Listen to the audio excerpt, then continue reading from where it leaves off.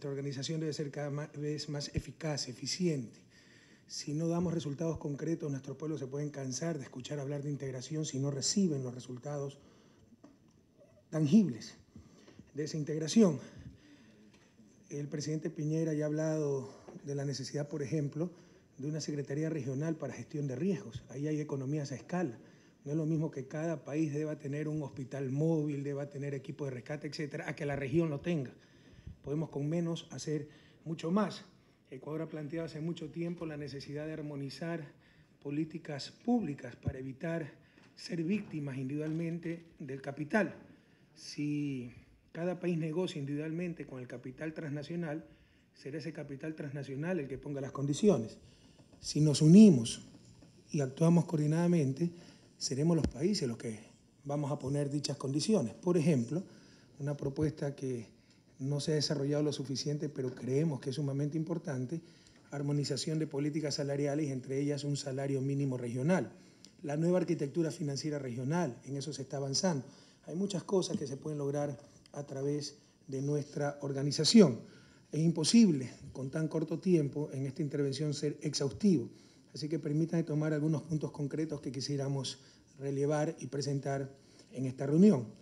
El primero de ellos, en la cumbre de Cádiz tuve una bilateral con el señor presidente de Haití y quedé muy preocupado porque en la declaración de Quito, cuando tuve el honor de ser presidente pro tempore de UNASUR, realizada en febrero del 2010, pocos días después de ese devastador terremoto que sufrió Haití, particularmente Puerto Príncipe, uno de los más terribles terremotos en la historia de la humanidad, adquirimos compromisos concretos, básicamente la transferencia en el menor tiempo posible de $100 millones repartidos adecuadamente entre los diferentes miembros de UNASUR y luego el adquirir un crédito de $200 millones a ser pagados a largo plazo por los miembros de UNASUR, pero para que sea utilizado por Haití. Y de acuerdo a las autoridades haitianas, pues estos ofrecimientos y estos compromisos que se incluían en la Declaración de Quito no se han cumplido. Un abrazo a nuestro embajador en Haití, nuestro querido amigo embajador Rodolfo Matarolo. Sí quisiéramos, querido Rodolfo, tener un informe, pero muy conciso, ¿no?, de lo que Ecuador hizo, de lo que tal país hizo, cuánto se dio, cuánto hemos avanzado en estos compromisos. Recuerdo que en esa reunión se insistió que esto debía ser a nivel de UNASUR. Adicionalmente, lo que los países quisieran hacer bilateralmente a través de terceras instituciones, pues por supuesto que podían hacerlo, pero esto era para encauzarlo a través de UNASUR. Por ejemplo, y no es que queremos poner a Ecuador de ejemplo, digamos, en cuanto a ayuda, solidaridad, todos somos solidarios. Ejemplo en cuanto a que esto no entraba dentro de la contabilización de esa ayuda. Nosotros tenemos una brigada del Cuerpo de Ingenieros en Haití con un presupuesto anual de unos $15 millones, pero eso no entraba dentro del compromiso a través de UNASUR. Entonces sí quisiéramos conocer pues cómo se avanzó en estos compromisos, porque nuestra organización debe caracterizarse por la seriedad, por la credibilidad y por la eficacia, porque las cosas no hay que solamente hacerlas extraordinariamente bien, sino extraordinariamente rápido. El segundo punto que quisiera relevarse es la situación de Paraguay. Yo les pido, queridos colegas, queridos amigos, en esto ser inflexibles.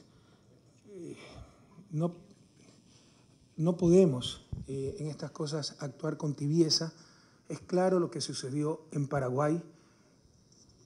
La democracia, y esto lo discutimos largamente en la reunión especial que tuvimos en Argentina por este tema, se basa no solo en la legalidad, sino en la legitimidad.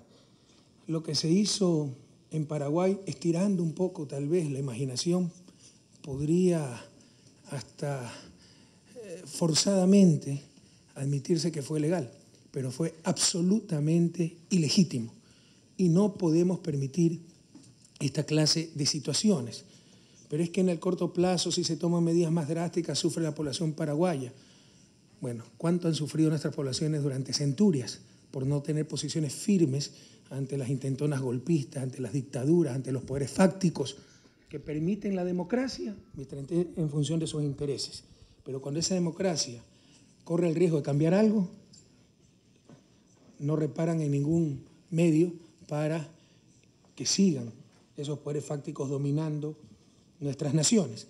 Así que reiteramos la posición de Ecuador de ser inflexibles en no reconocer el gobierno espurio de Paraguay, de tenerlo fuera de las diferentes instancias de la región, UNASUR, CELAC, etcétera, y esperar al menos las próximas elecciones democráticas, donde puede ir una observación de UNASUR si es invitado por el Consejo Nacional Electoral de Paraguay, que se supone es independiente del gobierno que Ecuador reitera no debemos reconocer.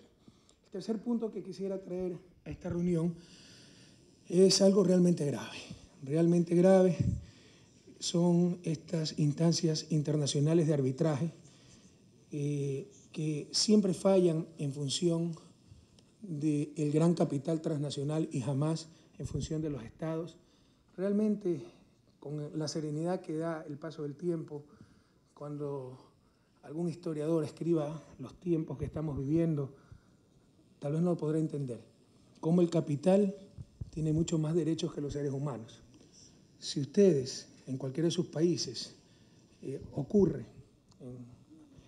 verifican un atentado a los derechos humanos, hay primero que agotar todas las instancias jurídicas de ese país para poder acudir a instancias internacionales. Pero para el caso del capital, se puede ir directamente a esas instancias internacionales. Es decir, el capital con más derecho que los seres humanos. Con estos acuerdos de protección recíproca, entre comillas, y recalco esa palabra, de inversiones, cualquier empresa puede llevar un Estado soberano a estos centros de arbitraje, y en este caso el CIADI, Centro de Arbitraje del Banco Mundial, para defender sus intereses, y estos centros siempre deciden a favor del gran capital, no a favor de la verdad, no a favor de los estados. Y reitero la palabra recíproca porque en verdad no hay reciprocidad de ninguna manera. Esto lo demuestra el laudo que acaba de dar el CIADI con respecto al reclamo de la petrolera Occidental Petroleum, a la cual se le declaró la caducidad de su contrato en el Ecuador. En este caso ya lo llevé a la cumbre iberoamericana. Dicha caducidad se produce por haber transferido ilegalmente 40% de su participación en el respectivo campo otorgado por el Estado ecuatoriano a una tercera empresa, lo cual estaba expresamente prohibido en el contrato y en la ley. La caducidad, de acuerdo a lo firmado en el contrato, no era materia de arbitraje. Sin embargo, el CIADI, de por sí y ante sí, se proclama con capacidad para tratar el problema, porque dice que afecta a las inversiones, pese a que las partes voluntariamente excluían caducidad como materia de arbitraje. No solo eso. El tribunal le otorga mucho más de lo que pidió la empresa, porque había transferido ya 40% de su participación a una tercera empresa que no estaba protegida por el respectivo tratado, y sin embargo, el laudo arbitral y lo que hay que indemnizar de acuerdo al CIADI, a la empresa Occidental, está en función del 100% de participación. Declara nulo la instancia de arbitraje, el CIADI, el traspaso, para favorecer a la empresa. Reconoce que la empresa rompió la ley ecuatoriana, pero juzga la ley ecuatoriana y dice, no, es demasiado dura la ley, la pena con respecto a la falta, y que la empresa no tenía mala intención al incumplir la ley. O sea, una empresa transnacional con decenas de abogados nacionales e internacionales, resulta que no se dieron cuenta que estaban rompiendo la ley. Y este error no era inocuo, porque tenían que registrar, a pedir autorización para ese traspaso de 40% de la participación del campo que estaban explotando, porque había que pagar una prima al Estado. Es decir, se estaba estafando al Estado al no informar sobre ese traspaso.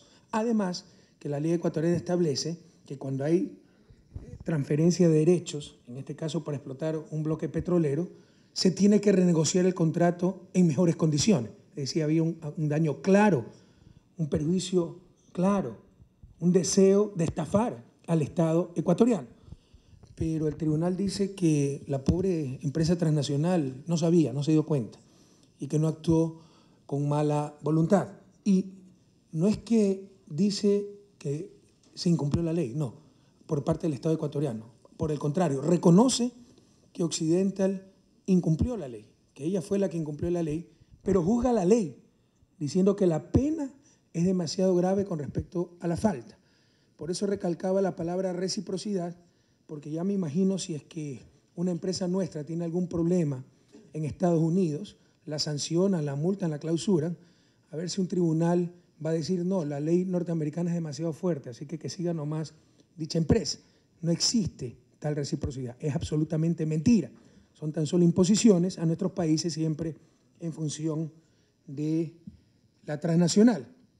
Y me permito citar, como lo dije en la Cumbre Iberoamericana, una declaración que creo que nos releve mayores comentarios. Cito, los actos ilícitos de la OXI que violan el derecho ecuatoriano se han subestimado groseramente y no se ha tenido en cuenta adecuadamente la importancia que tiene para cada Estado la observancia de su orden jurídico por parte de empresas extranjeras. Continúo con una nueva cita.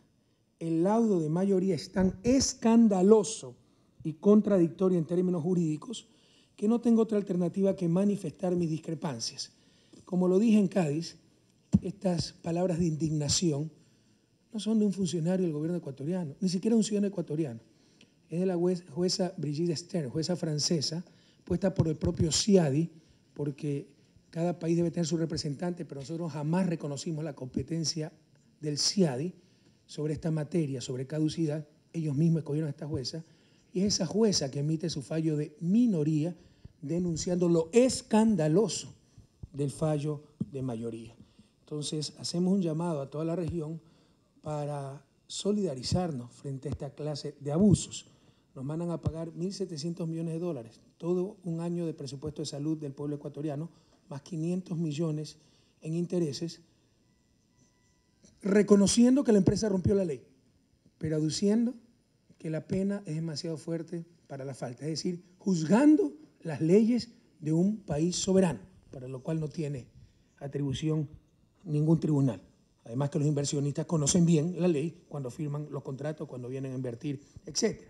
Y esto nos lleva a otra conclusión también.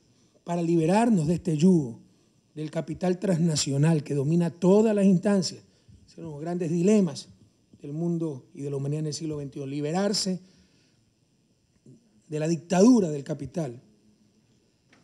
Eso es lo que está pasando en la crisis europea, todo en función del capital. A la gente hay que quitarle las casas, que sigan endeudadas, todo el riesgo sobre los seres humanos y no sobre el capital. Una barbaridad. Para liberarnos de este yugo, necesitamos crear nuestras propias instancias. Se ha hablado en esta reunión, los cancilleres han hablado de crear mecanismos de solución de controversias en materia de inversiones dentro de UNASUR. Creemos que es una acción urgente a tomar y que va en concordancia con lo que manifestaba al inicio de mi intervención. Separados será el capital transnacional el que nos ponga las condiciones. Juntos seremos nosotros los que le pongamos las condiciones al capital transnacional en función y en beneficio de nuestros pueblos. El otro punto que quería traer rápidamente a esta reunión era las reformas que se han propuesto al sistema interamericano de derechos humanos. Me alegro mucho que se haya decidido por parte del secretario de la Organización de Estados Americanos una conferencia con los estados parte del Pacto de San José, porque aquí las contradicciones son tan terribles que solo 22 de los 34 países de la OEA hemos ratificado el Pacto de San José, que entre otras cosas ratifica la existencia de la Comisión Interamericana de Derechos Humanos y crea la Corte Interamericana.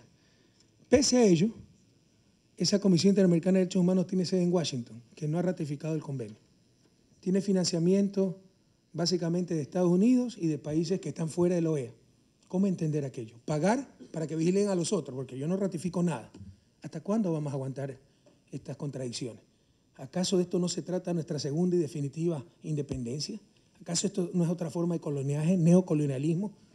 Además de que esa comisión está realmente sesgada por visiones absolutamente ajenas a la región. Por ejemplo, yo sí sostengo que refleja el neoliberalismo en la dimensión de derechos. así como el neoliberalismo en la dimensión económica negaba el Estado, todo lo tenía que hacer el sector privado, el mercado, etcétera. Eso es lo que muchas veces busca esa comisión. Tiene mucho más peso una ONG sin ninguna legitimidad democrática que todo un Estado. Y los Estados siempre somos culpables. Los únicos que pueden atentar contra derechos humanos, de acuerdo al simplismo de la comisión, que ha jugado un rol histórico en América. No quiero decir que no ha tenido inmensos aciertos, pero ha tenido también graves errores y cada vez más frecuentes, por esta influencia de un ONGismo muchas veces infantil, para el cual siempre el culpable es el Estado, el único que puede atentar contra los derechos humanos. Me pregunto yo, una transnacional farmacéutica que vende un medicamento que puede salvar la vida de un paciente extremadamente caro, con lo cual hace que la diferencia entre la vida y la muerte sea unos cuantos dólares, ¿acaso no está atentando a los derechos humanos? La dictadura mediática que se vive en América Latina, que quiere ser juez, legislador, presidentes, que quiere someter a gobiernos democráticos por medio del linchamiento mediático, destrozando reputaciones, honras, etc. ¿Acaso no atenta contra los derechos humanos? Pero sigue el infantilismo, que solo el Estado atenta a los derechos humanos y el Estado siempre es culpable. Que los hombres políticos siempre somos sospechosos. Y ya en el plano pues, de las diferentes relatorías hay cosas aún más clamorosas, como por ejemplo, de las 8 relatorías de derechos, solo una tiene financiamiento y reporte propio, que es la Relatoría de Libertad de Expresión. Y financiamiento de los propios Estados Unidos, que no reconoce la Comisión, y de países extrarregionales. ¿Es que ese derecho tiene supremacía sobre los demás? No. Es que sobre el derecho sobre los discapacitados no hay detrás de ellos el gran capital financiero, el gran capital en general. Detrás de las empresas dedicadas a la comunicación sí existe ese gran capital. Así que también creemos, con razones, que la Comisión está bastante influenciada por el poder del capital. Y estas cosas tienen que cambiar. Hay unos abusos terribles, fruto de la deserción de nuestros estados durante la larga y triste noche neoliberal. La máxima autoridad del sistema interamericano es la Asamblea General, y son los estados los que deben mandar en ese sistema interamericano, la representación institucionalizada de la sociedad. Pues bien, la Comisión es autónoma e independiente. Busquen ustedes en el Estatuto, en el Pacto de San José, donde dice que la Comisión Interamericana de Derechos Humanos es autónoma e independiente. Ellos mismos se lo pusieron en el reglamento, para no depender de nadie, sino ante sí, de por sí, y tal vez ante las ONGs de dónde vienen y a dónde van. Por ejemplo, se arrogan atribuciones como pedir medidas cautelares.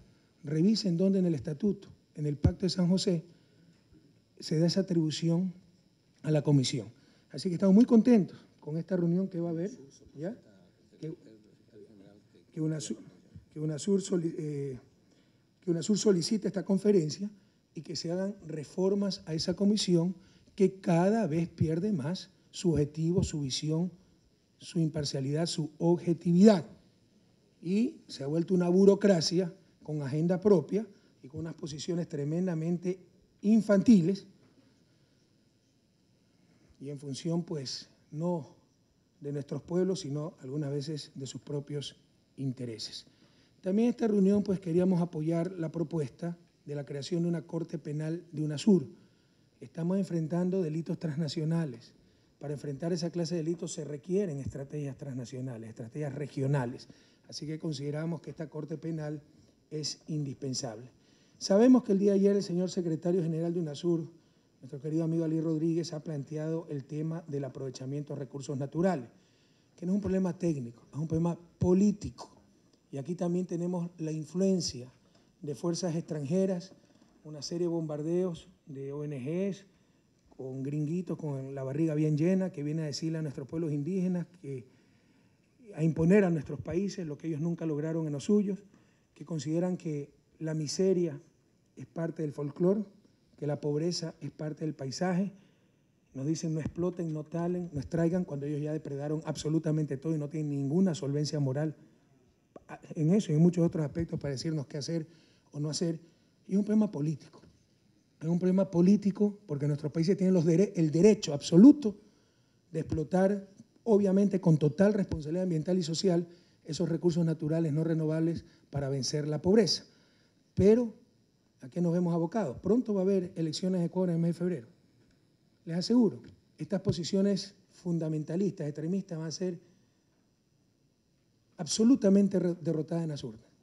Pero si ganan, hay que implementar su agenda política porque ganaron, viva la democracia. Y si pierden, hay que implementar su agenda política por el derecho a resistencia. Y ahí tienen el respaldo de todas estas burocracias internacionales. Y esto ha costado vidas ya, como en Perú y en otros países. Y no podemos continuar con estos conflictos que caen hasta en el simplismo. Porque ¿cuántos países del mundo no quisieran tener los recursos naturales que tiene nuestra América? Aquí necesitamos una acción en conjunto para mandar un mensaje claro diciendo que no vamos a caer en la ingenuidad y hasta la irresponsabilidad de no explotar nuestros recursos naturales no renovables.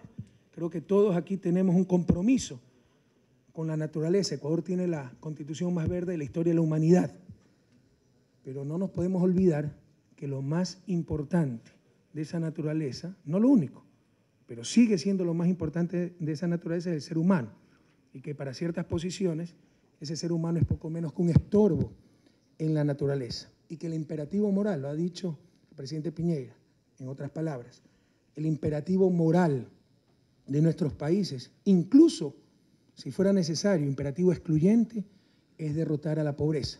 Gracias a Dios no es excluyente, se refuerza y refuerza a otros objetivos como el cuidado de la naturaleza misma, porque no podremos tener conservación sostenible al lado de la miseria.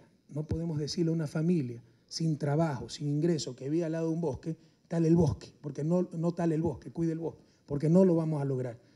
La gente debe ver beneficios, ¿no?, de esa conservación, de ver beneficios, mejora en su vida diaria para poder mantener nuestra naturaleza y recordar la pobreza.